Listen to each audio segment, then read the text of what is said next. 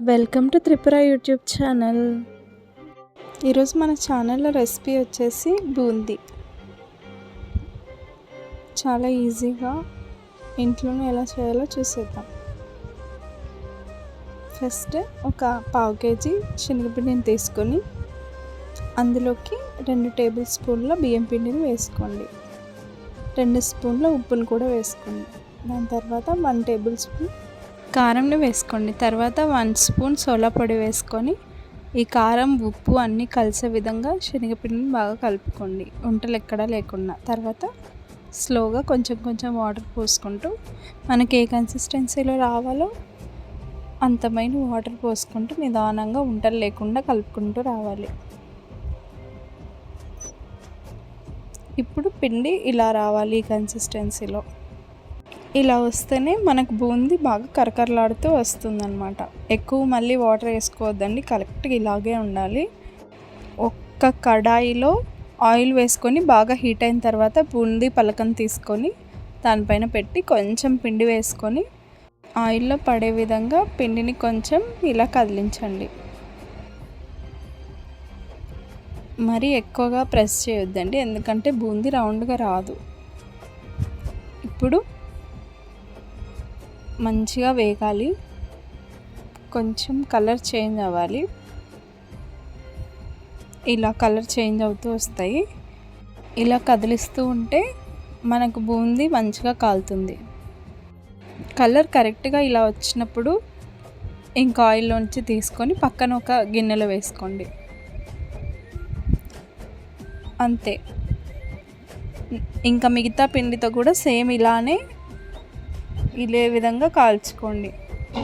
బూందీ అయితే చాలా బాగా క్రిస్పీగా వచ్చాయి. సౌండ్ కూడా యాడ్ చేస్తున్నాను, చాలా క్రిస్పీగా వచ్చాయి. తర్వాత ఇప్పుడు దాంట్లోకి మనం తిరువాత వేసుకోవాలన్నమాట.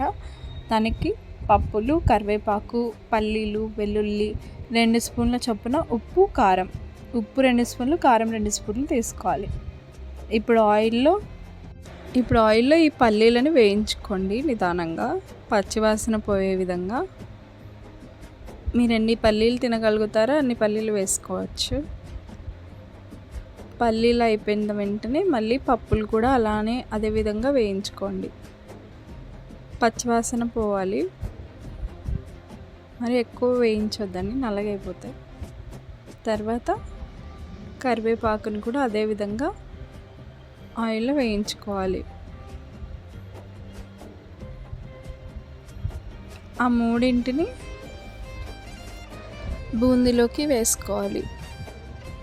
ఇప్పుడు వెల్లుల్లి తీసుకొని ఒక రోటిలో దంచుకోండి కచ్చాపచ్చాగా. రోలు అవసరం లేదనుకున్న వాళ్ళు మిక్సీకి కూడా వేసుకోవచ్చు కచ్చాపచ్చగా.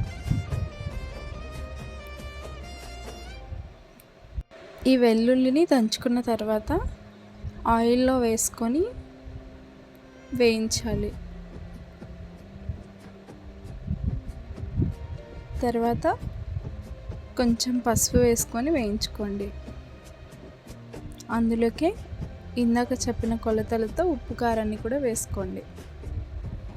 వెంటనే స్టవ్ ఆఫ్ చేయాలి, మళ్ళీ కారం మాడిపోతుంది.